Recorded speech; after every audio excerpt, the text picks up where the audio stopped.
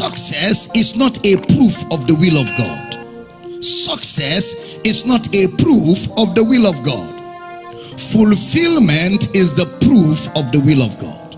You didn't hear that. Success is not a proof of the will of God. Fulfillment is a proof of the will of God.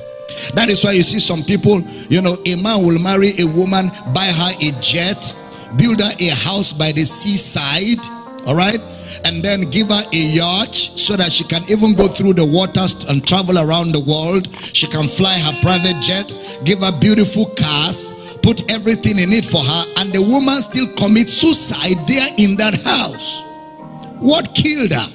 She has a jet, she has a yacht, she's living in a mansion, she's got housemaids and house helps, she has money to spend at any time. Why will she kill herself? Because she's not fulfilled.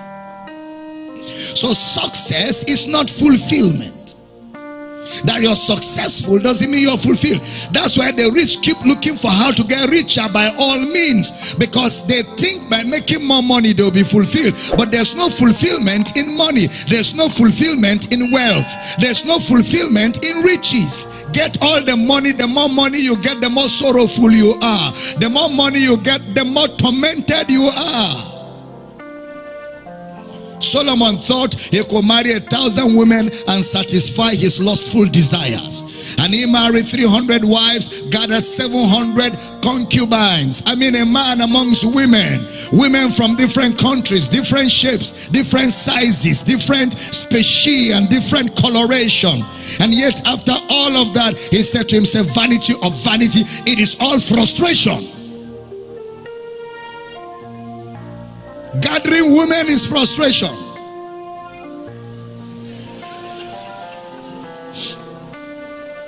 For that brother who is wishing he had married 3 wives before he got born again. Because now that he's born again, he can't marry more than one.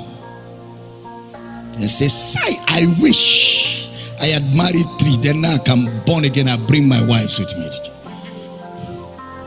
Vanity of vanity. It's frustration. Solomon had all the wealth. He had anything you can talk about. The Queen of Sheba came to Solomon's mansion, and the Bible says she collapsed. She fainted when she saw the elegance. She saw the wealth. She saw the opulence. She saw the comfort. She just collapsed. That's a queen. A queen of a kingdom. And Solomon stood up and said, vanity of vanity, all these things are vanity. Let's hear the conclusion of the whole matter. Fear God and keep his commandments. That is the whole duty of man. Because true fulfillment is in the discovery of God's plan for your life. Fulfillment is not in the acquisition of stuff. Fulfillment is not in how many cars you have and own. Fulfillment is not in how many houses you have built and how many women you have. No. True fulfillment is the discovery of God's plan and purpose for your life. And once you find that, that is the definition of true success. You come to a place where you're fulfilled, you're contented.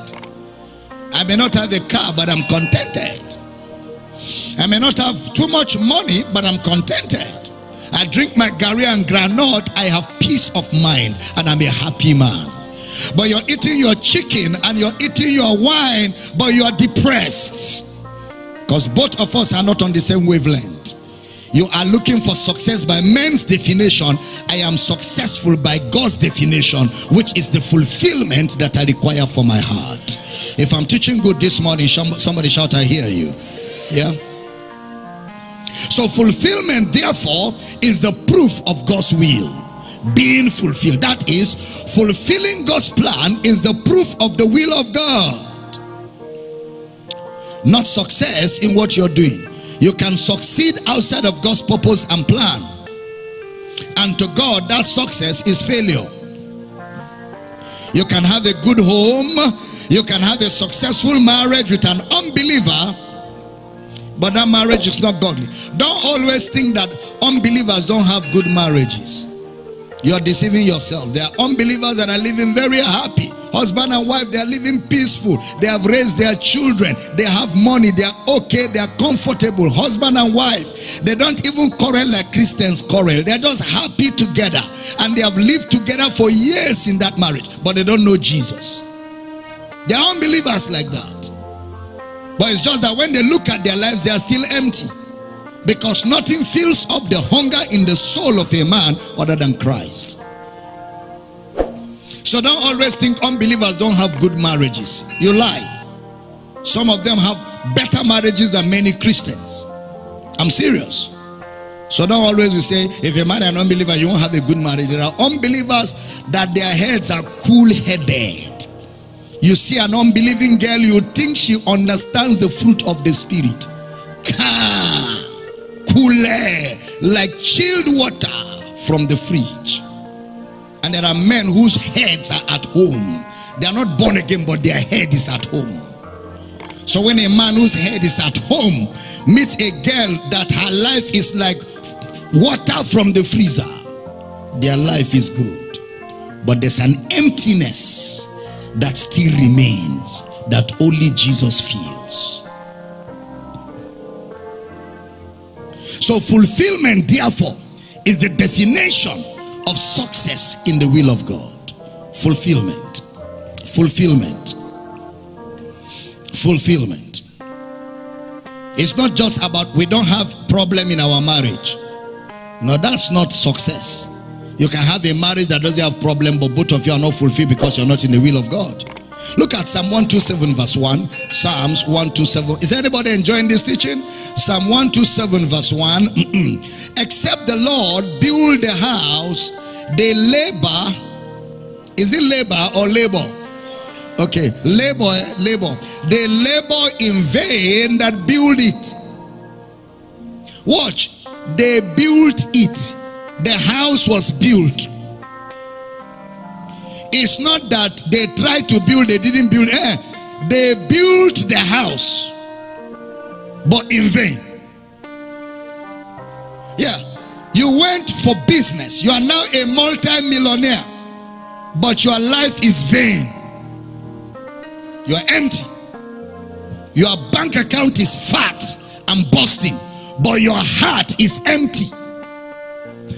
You have the best of cars, the latest models, but inside the car is like you are inside a dustbin, because the ability to enjoy it is not there.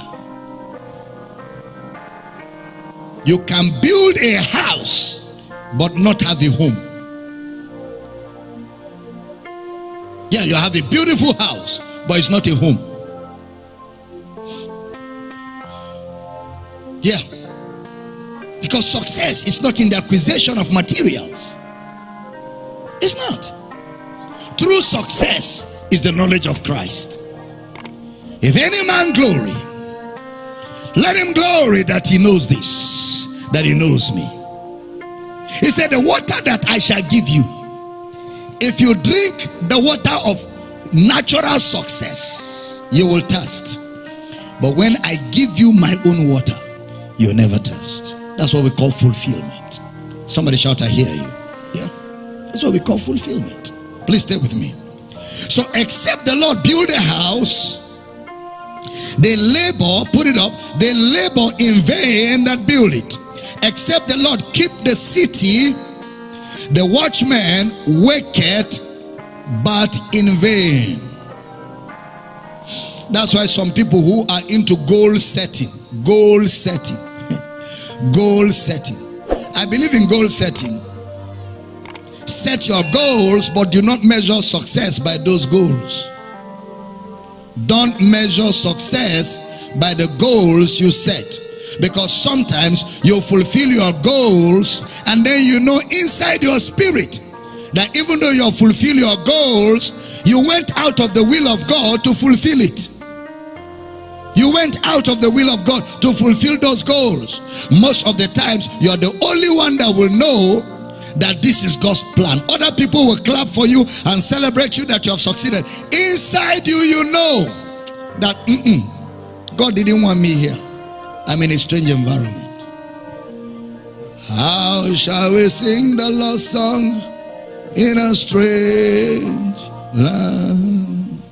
By the rivers of,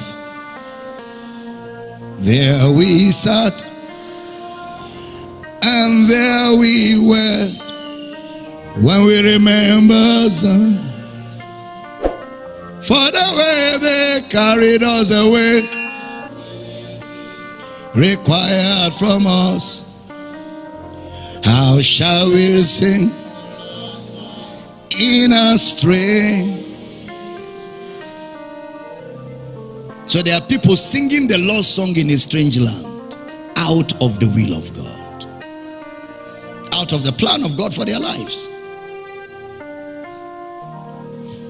Somebody say, how can a man of God be singing Bonnie M in the church? Who told you it's Bonnie M? It's there in the Bible. It's in the book of Psalms. I just have to answer somebody quickly.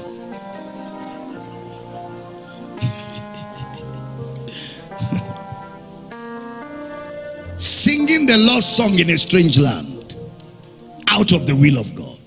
Strange land, strange environment, in a strange relationship. Singing the Lord's song in a strange relationship. You know that that relationship is out of the will of God. You know that you cannot be unequally yoked together with unbelievers. You are dancing around with an unbeliever and you are singing the Lord's song.